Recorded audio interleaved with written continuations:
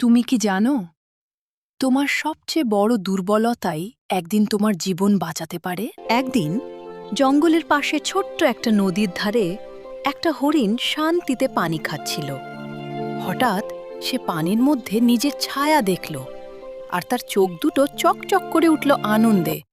সে মনে মনে ভাবল, আমার শিংগুলো কত সুন্দর। কিন্তু একটু পরেই তার দৃষ্টি গেল নিজের চিকন পাগুলোর দিকে, আর মুহূর্তেই মন খারাপ হয়ে গেল তার। সে দীর্ঘশ্বাস ফেলে ভাবল, ইস, আমার পাগুলো যদি আরও সুন্দর হতো।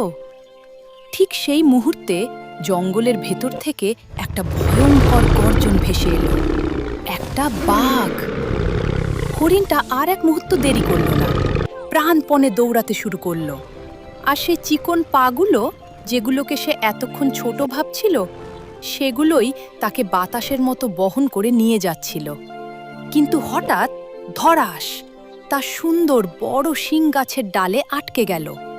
বাঘ এগিয়ে আসছে, হরিণটা মুড়িয়া হয়ে টানছে, ছাড়াচ্ছে, আর শেষমেশ অনেক কষ্টে সে নিজেকে ছাড়িয়ে পালিয়ে বাঁচল। দূরে গিয়ে হাঁপাতে হাঁপাতে হরিণটা একটু থামল, আর বুঝল যে পাগুলোকে সে এতদিন দুর্বলতা ভেবেছিল, সেগুলোই আজ তার জীবন বাঁচিয়েছে। আর যে শিংগুলো নিয়ে সে এত এত গর্বিত ছিল, সেগুলোই আজ তাকে বিপদে ফেলেছিল। এই গল্প থেকে আমরা শিখি, যেটাকে আমরা দুর্বলতা মনে করি, কখনো কখনো সেটাই আমাদের সবচেয়ে বড় শক্তি হয়ে দাঁড়ায়। তাই নিজের কোনো দিককে কখনো ছোট ভেবো না। এই গল্পটা যদি ভালো লেগে থাকে, তাহলে শ্যাডো স্ক্রিপ্ট চ্যানেলটি সাবস্ক্রাইব করতে ভুলবেন না। নতুন নতুন শিক্ষণীয় গল্প নিয়ে আবার দেখা হবে পরবর্তী ভিডিওতে।